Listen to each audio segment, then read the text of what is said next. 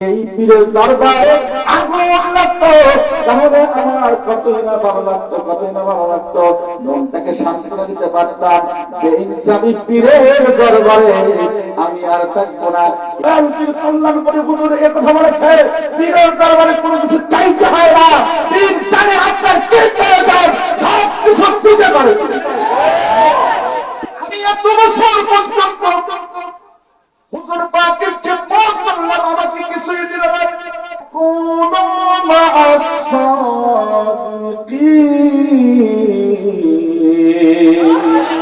কল্যাণ করে না সরো, তোমরা যাদেরকে চেনো তাদেরকে বের করে জান্নাতের মধ্যে প্রবেশ করায় দাও। সহবতের উপরে কথা হবে, কিসের উপরে? সহবতের উপরে কথা হবে। সহবতের লাভ কি? দরকার আছে না নাই? সামান্য সময়, বেশি সময় আলোচনা করার সময় নাই।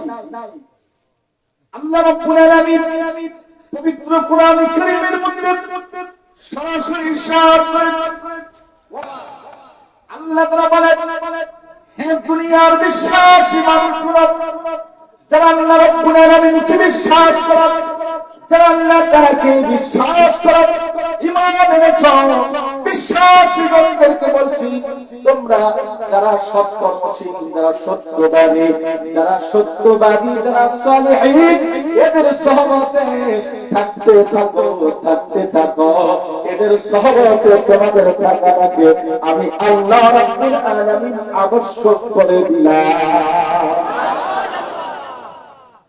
এই সোনার ভাইরা, আমার বন্ধুরা, আল্লাহর ওলি সহবতে থাকা, সত্যবাদী যারা তাদের সহবতে থাকা লাভ কি? আল্লাহ রাব্বুল আলামিন ওনার বন্ধুর মাধ্যমে জানিয়ে দিয়েছেন, হাসরের ময়দানে উম্মত যখন সহবতে থাকবে, উম্মত সহবতে থাকার কারণে এই মানুষগুলো যখন জাহান্নামে চলে যাবে, কোথায় জাহান্নামে যখন চলে যাবে, এই মানুষগুলোর পক্ষে আমার আপনার কল্যাণ করে, আমার আপনার সাজাত করে সারা পৃথিবীর সমস্ত আল্লাহর ওলিরা কথা বলবেন রব্বুল আলামিনের দরবারে, ওরা এই মানুষগুলো আমাদের সহবতে থেকেছে, এই মানুষগুলো আমাদের পিছনে নামাজ পড়েছে, এই মানুষগুলো আমাদের সাথে ওয়াজিফা করেছে, ওরা এই মানুষগুলো যেহেতু আমাদের পিছনে সেহরি খেয়েছে, আমাদের সাথে সেহরি খেয়েছে, রব্বুল আলামিন এদেরকে আপনি জাহান্নামে দিয়েছেন। রব্বুল আলামিনের সাথে যখন এই বান্দাগুলো আল্লাহর ওলিরা, সত্যবাদীরা, কল্যাণকারীরা যখন কথা বলবে, আমার আল্লাহ রব্বুল আলামিন ডাকতে বলবেন, ও আমার ওলি বান্দারা, ও আমার কল্যাণকারীরা, সরো, তোমরা যাদেরকে চেনো তাদেরকে বের করে জান্নাতের মধ্যে প্রবেশ করায় দাও। আল্লাহ রাব্বুল আলামিন ওনার বন্ধু সবচাইতে বেশি যারা ভালোবাসে, আল্লাহ রাব্বুল আলামিন ভালোবাসেন সবচাইতে বেশি, বলেন মুহাম্মদুর রাসূলুল্লাহ সাল্লাল্লাহু আলাইহি ওয়াসাল্লামকে। মুহাম্মদুর রাসূলুল্লাহ সাল্লাল্লাহু আলাইহি ওয়াসাল্লাম সবচাইতে বেশি ভালোবাসেন ওনার উম্মতদেরকে। যারা গণগণা ঠিক না ঠিক শোনা ভাইরা, আমার বন্ধুরা, সহবতের থাকলে না আপনাকে দুনিয়ার একটা লাভ আছে, হাসরের ময়দানে আরেকটা লাভ আছে। একটা লাভের কথা কেবল বলেছি, আমার আপনার কল্যাণ করে যারা হবে, আমার আপনার কল্যাণ করে, আমার সাজাত করে, ওনারা আমাদেরকে জাহান্নাম, যদিও আমরা যাই, জাহান্নাম থেকে টেনে নিয়ে জান্নাতে প্রবেশ করা যাবে। এটা হলো এক নাম্বার। সোনার ভাই, আমার বন্ধুরা, দুনিয়ার মধ্যে আপনাকে আমরা সহবতের দেখবো, কল্যাণ পরিকল্পন করে দেখবো, সাজাত পরিকল্পন করে থাকলে আমাদের লাভটা কি হবে? দরকার আছে না নাই? সোনার ভাই, আমার বন্ধুরা, গাউসুল আজম আব্দুল কাদের সিলানী রাহমাতুল্লাহ আলাইহি, ওনার দরবারে একজন কাদের খেদমত করে, 1 2 3 বছর নয়, 20 বছর খেদমত করেছেন। কয় বছর? 20 বছর খেদমত করার পরে আল্লাহর ওলি গাউসুল আজম বাবা আব্দুল কাদের জিলানী রাহমাতুল্লাহ আলাইহির দরবারে এক দেশ থেকে ইয়ামান দেশ থেকে কিছু লোক আসছেন, হুজুর আমাদের কুতুব দরকার। কি দরকার? কুতুব দরকার। মানুষ শুধু হইলে মানুষ কখনো জান্নাতে যাবে? জান্নাতে যাইতে হলে মুমিন হতে হবে, মুত্তাকি হতে হবে, আত্মার হতে হবে, কুতুব হতে হবে। এরকম পর্যায়ক্রম আছে। কামেল এবং কামেল ওলি যারা হন, ওনারা আমাদের মতো গুনাহগারদেরকে জোরে জোরে জান্নাতে প্রবেশ করায় দেবে। 20 বছর খেদমত করেছে, খাদেম দাঁড়িয়ে আছে। গাউসুল আজম বরকুল আব্দুল কাদের জিলানী রাহমাতুল্লাহ আলাইহি দরবারে সেদিন রাত্রিবেলা চোর ঢুকেছে। সকালবেলা যখন ইয়ামান দেশ থেকে লোকজন এসেছে, আসার সাথে সাথে তারা বলছে, হুজুর আমাদের কুতুব দরকার, কুতুব লাগবে। একটা শহর চালাতে গেলে কুতুব প্রয়োজন হয়। প্রতিটি শহরের মধ্যে একজন করে কুতুব আল্লাহর পক্ষ থেকে বরাদ্দ আছে। মানে কুতুব যখন চোরটাকে কুতুব বানায় দিয়েছেন, ইয়ামান প্রদেশের জন্য কুতুব বানায় দিয়েছেন। আল্লাহর ওলি খেদমত করেছেন 20 বছর। এই লোকটার অন্তরের মধ্যে জানা শুরু হয়েছে, আমি এত বছর পর্যন্ত হুজুর পাকের খেদমত করলাম, আমাকে কিছুই দিল না। গাউসুল আজম রব্বুল আব্দুল কাদের জিলানী রাহমাতুল্লাহ আলাইহি দরবারে থাকলাম, এত বছর থাকলাম, কিন্তু তিনি আমাকে কোনো কিছুই দিলেন না। একজন চোরকে কুতুব বানায় দিলেন, চোরকে কুতুব বানায় দিলেন। এটা ভিতরে ভিতরে চলতেছে, আগুন তুষের আগুনের মতো জ্বলতেছে। তুষের আগুনের মতো যখন জ্বলে, তুষের আগুনের মতো জ্বলতে জ্বলতে একটা পর্যায়ে এই কাজের চিন্তা করছে, আমি আর এই দেশে এই হুজুরের খেদমত করবো না। তার খেদমত করলেন এত বছর, লোকটা তো আমাকে কিছুই দিল না। এরকম বেইনসাফি ফিরার দরবারে আমরা থাকবো না, আমিও থাকবো না। এরকম করে ওই লোকটা যখন বের হয়ে চলে যাবে, যেদিন ফজরের নামাজ আদায় করেছেন, ফজরের নামাজ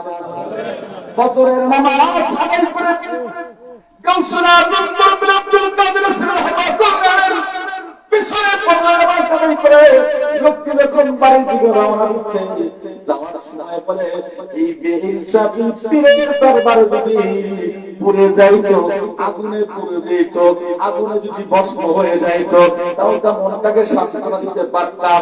এই কথা বলে যখন ওই খাদেম 20 বছরের খেদমত করেছে, আল্লাহর ওলির কথা বলতে গেছে, আমার প্রাণের ভাইরা গভীর মনোযোগ দিয়ে কথাগুলো শুনতে হবে। পীরের খেদমত করা কত বড় লাভ, কত বড় লাভ, দুনিয়ার মধ্যে পাওয়ার কত বড় হয়, এটা বোঝানোর জন্য কথা বলছি। কারণ আমরা সহবত চাইতে চাই না, বলেন চাইতে চাই না, আমরা সহবতে থাকতে চাই। আমাদের জীবন থেকে সেদিক না করিয়া আমাদের জীবন, প্রত্যেকটা মানুষের জীবনটা আল্লাহর হুজুর কদমে আমরা সঁপে দিয়েছি, পায়ে হাত করেছি, সঁপে দিয়েছি। এই জন্য আমরা কদম করে আমরণ থাকতে চাই। সোনার ভাইরা, ইমান গাউসুল আজম রব্বুল আব্দুল কাদের জিলানী রাহমাতুল্লাহ আলাইহি দরবার থেকে যখন চলে যাচ্ছে, লোকটার মনে মনে চিন্তা হলো, যদি এই পীরের দরবারে আগুন লাগতো তাহলে আমার কতই না ভালো লাগতো, কতই না ভালো লাগতো, মনটাকে সান্ত্বনা দিতে পারতাম। বেইনসাফি পীরের দরবারে আমি আর থাকবো না। এই কথা বলে মনে মনে চিন্তা করে যখন অনেক দূর অগ্রসর হয়ে গেছে, অনেক দূর যাওয়ার পরে হঠাৎ করে পিছন থেকে আওয়াজ আসছে, আগুন নিবাও, আগুন নিবাও। গাউসুল আজমের দরবারে আগুন লেগেছে, আগুন নিবাও দাও।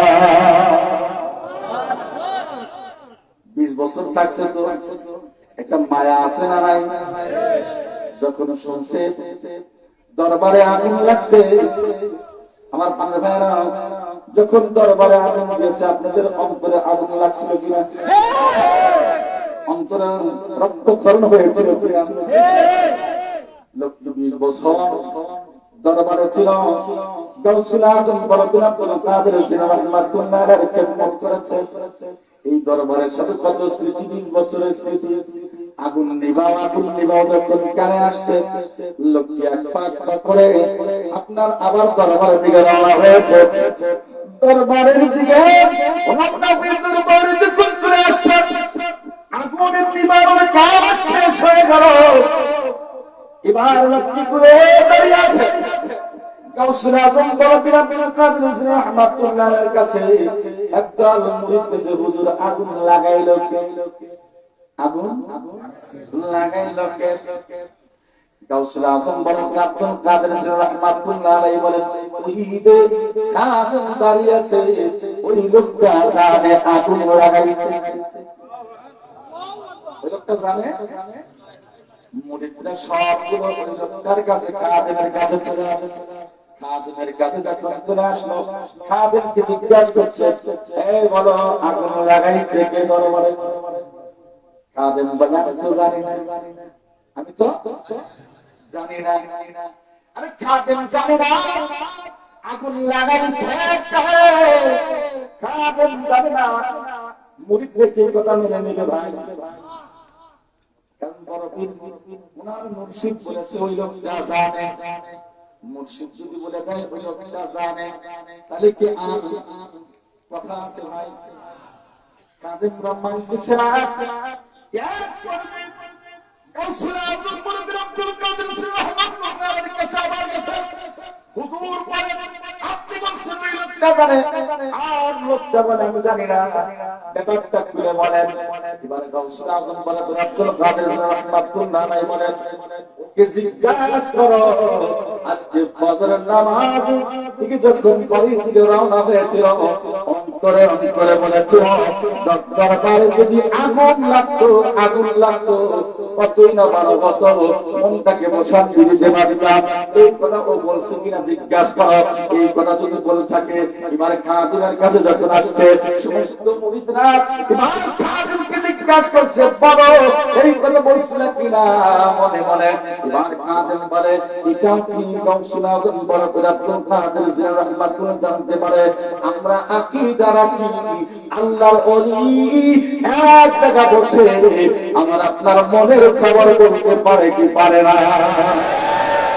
আকীদা আছে না নাই? আছে ভাই,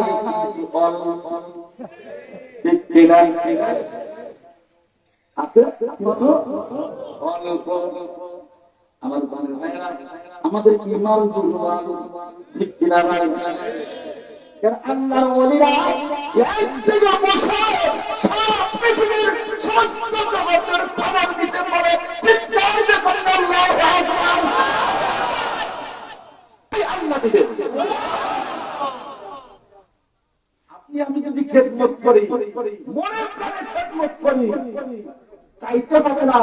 আজকেও দয়ালপীর কল্যাণপুরী হুজুর এ কথা বলেছে, পীরের দরবারে কোনো কিছু চাইতে হয় না, পীর জানে আপনার কি প্রয়োজন, সব কিছু দিতে পারে।